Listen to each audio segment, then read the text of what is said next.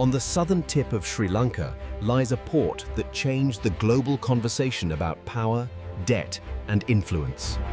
Is Hambantota, and this is the story of a 99-year lease that sparked a firestorm. Every day, over 60% of the world's oil and a third of global trade pass just south of Sri Lanka. Hambantota sits right in the middle of it all, a strategic jewel. After the 2004 tsunami, Sri Lanka dreamed big.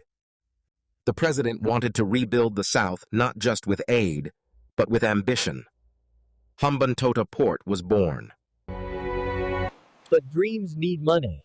Western banks said no, too risky. China said yes. $307 million at 6.3% interest. Construction began in 2008. By 2015, reality hit. The port was open but empty. Colombo handled 95% of Sri Lanka's trade. Hambantota? Barely a whisper.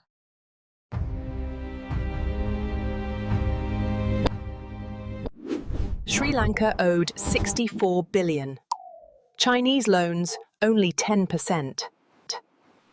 But the loudest voice came from international bonds. Higher rates, shorter terms. Still, the port became the symbol. Influence.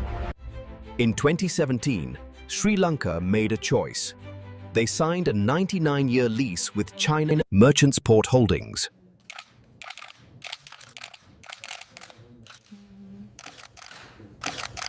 $1.12 billion in exchange for 70% control. The money? Used to pay other debts, but not to build the port. Influence.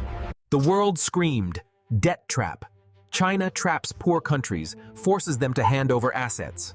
But was it a trap? China didn't force the project, Sri Lanka asked. China didn't seize the port, they bought a stake in a joint. They bought a stake in a joint venture. Sri Lanka still owns 30%. The land never left Sri Lankan hands. The numbers, Chinese debt was loud, but not the largest. The real pressure came from global markets. Fast forward to 2025. Hambantota grew 22% last year. New cranes worth $41 million. Ro-ro expansion.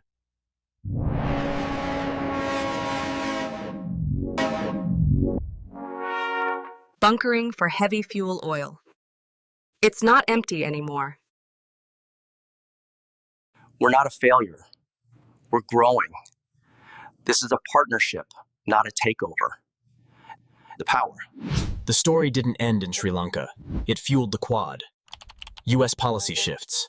India's concerns. A global debate. Is China building roads to prosperity or to power? Hambantota isn't a trap. It's a mirror.